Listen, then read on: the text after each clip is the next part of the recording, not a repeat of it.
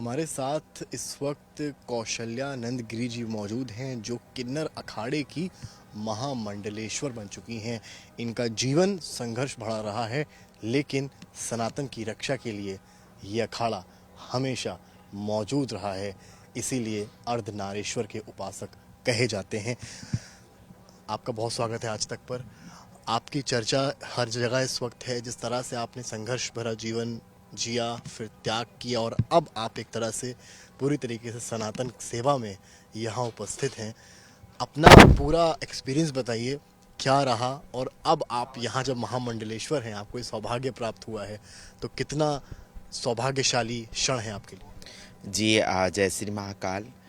मैं हमेशा ही जब से मेरा जन्म हुआ तब से ही मैंने तिरस्कार को देखा है, तिरस्कार को महसूस किया है और नफ़रत क्या होता है और समाज परिवार से जो अलग होके जो उस परिवार के कमी और उस समाज के कमी उसको मैं महसूस करी हूँ।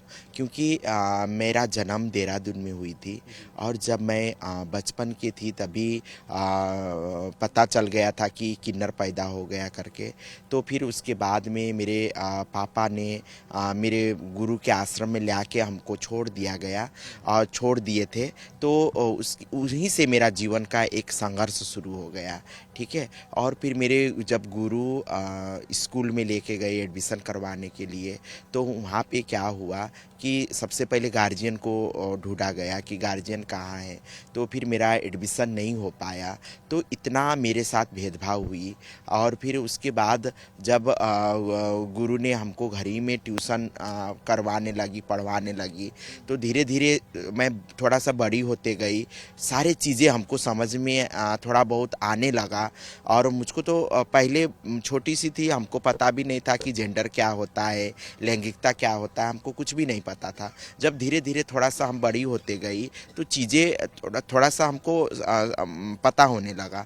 तब फिर मैं गुरु से आके पूछती थी कि गुरु मैं कहीं जाती हूँ अपने सहेली लोग से खेलने के लिए, अपने दोस्त लोग से खेलने के लिए, तो दोस्त मेरे बनते नहीं पहली बार। और जो बनते हैं तो वो भी हमको चिढ़ाते हैं कि किन्नर है, तू छक्का है, तू हिजड़ा है, तू मामू है। इस तरीके से नाम से हमको पुकारते हैं और हमको बहुत बुरा लगता था उस समय।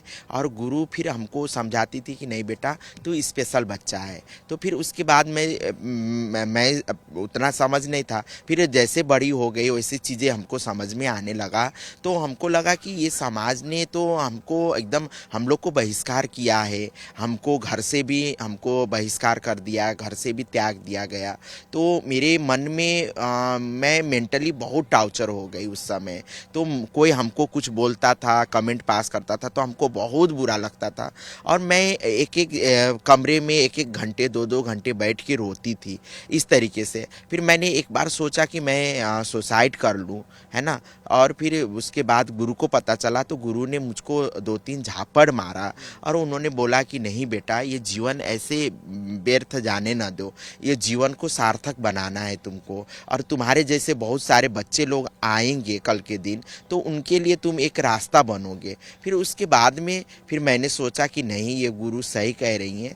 तो फिर मैं समाज से लड़ना शुरू किया और फिर समाज के बीच में जाना शुरू किया, सामाजिक काम करना शुरू किया।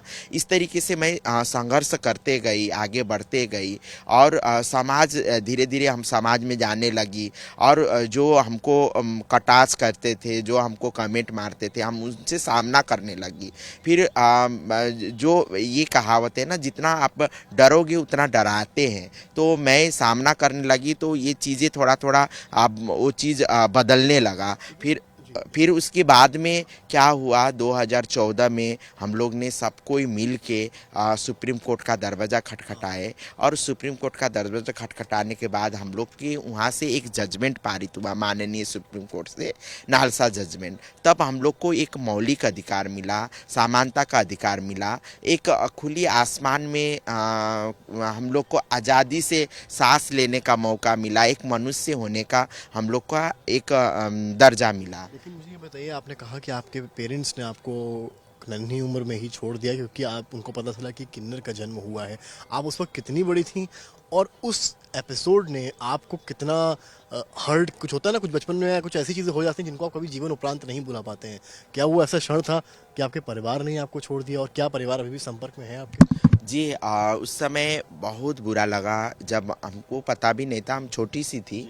और जब गुरु बताती हैं, जब हमको थोड़ा चीज़ पता लगने लगी, तो हम यही सोचती थी कि जिस समय हमको मम्मी पापा की ज़रूरत है, हम इतना हर्ट होती थी, इतना कमेंट हमको आता था, तो हमको लगता था कि मम्मी के आंचल में सर छुपा के रोऊं, मम्मी के पापा की उंगली पकड़ के चलूं, कोई तो हो, पापा हो कि नहीं मेरा बच्चा है, कैसे भी ये मेरा है करके इस तरीके से बोलने वाला कोई रहे। मगर उस समय कोई नहीं रहता, बहुत बुरा लगता था। और मैं यही कहूँगी कि संघर्ष ही जीवन है। आप संघर्ष, निरंतर संघर्ष करते रहेंगे तो आपको ज़रूर से एक दिन मंजिल मिलेगा। तो इस तरीके से बहुत सारी चीज़ें हैं, अब मैं बताऊंगी तो बहुत चीज़, और मैं इमोशनल भी हो जाऊंगी, मैं आपके इसीलिए। आके आपकी आंखों में आंसू भी देख रहा हूँ, क्योंकि संघर्ष आपका इस कदर रहा है।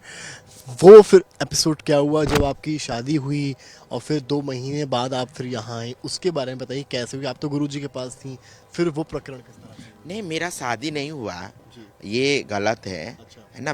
मेरा शादी नहीं हुआ, मैं गुरुजी के आश्रम में ही रही। अच्छा। गलत, काटिए इसको। हाँ, नहीं वो ठीक है, वो उसके अलावा वो चीज़ें प्रचलित थी, मैंने इसलिए सवाल किया। आपने एक बात कही बच्चों वाली, कि जो बच्चे आपके हैं वो लीगली हैं, उसके बारे में बताइए। तो मैं यही कह रही थी कि उसके बाद मैं फिर समाज में लड़ना शुरू किया और समाज में आगे बढ़ना शुरू किया।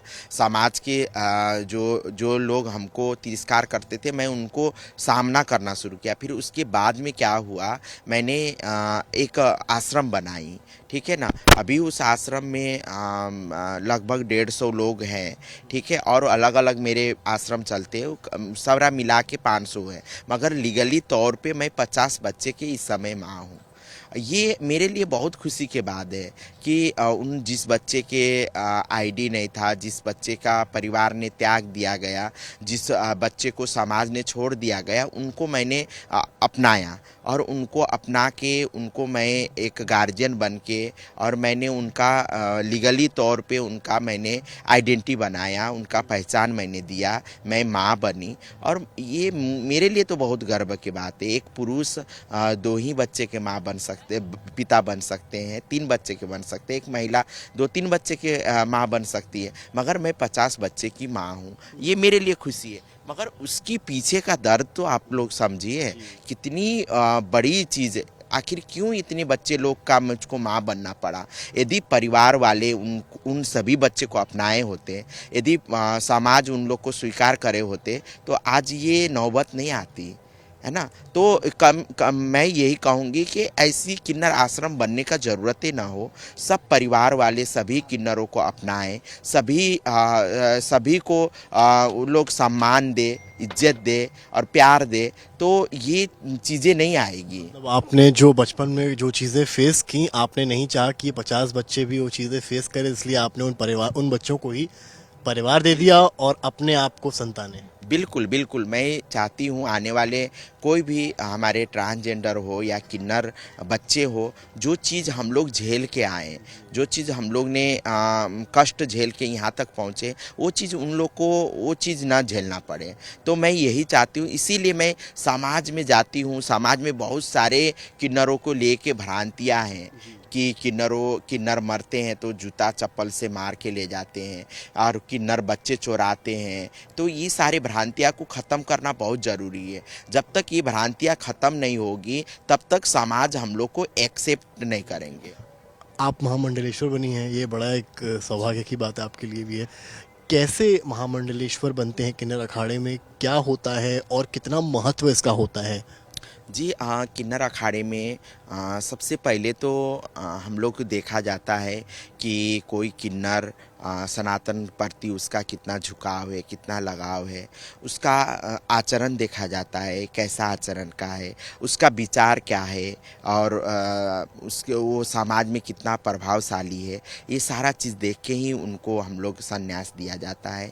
और उसके बाद हम लोग फिर उनको एक प्रक्रिया होता है पिंडदान करना। अपना खुद का हम लोग पिंडदान करते हैं और सन्यासी हो जाते हैं। तो फिर उसके बाद पट्टाभिषेक का ये कार्यक्रम होती है। पट्टाभिषेक होने के बाद फिर समाज में एक दायित्व दिया जाता है, फिर वो समाज में जाके सनातन धर्म का प्रचार करेंगे, सनातन धर्म को मजबूत होने का काम करेंगे और उसके साथ साथ किन्नर समुदाय को मुख्य धारा में जोड़ने का काम करेंगे। बहुत बहुत आभार आपका समय देने के लिए। आपने बहुत ही विस्तृत तरीके से बताया अपना संघर्ष, जो मुझे लगता है आने वाले वक्त में अन्य लोगों के लिए, किन्नरों के लिए भी एक प्रेरणादायी स्तोत्र बनेगा। बहुत बहुत आभार। तो आपने सुना कि किस तरीके से संघर्ष की कहानी है जो इन्होंने जी, जो भी चीज़ें इन्होंने फेस की, और अब जब ये महामंडलेश्वर हैं और लीगली 50 संतानों की माँ हैं, जिन्हें परिवार मिला और इन्हें संतानें। कैमरामैन नीरज कुमार के साथ समर्थ श्रीवास्तव, प्रयागराज आज तक।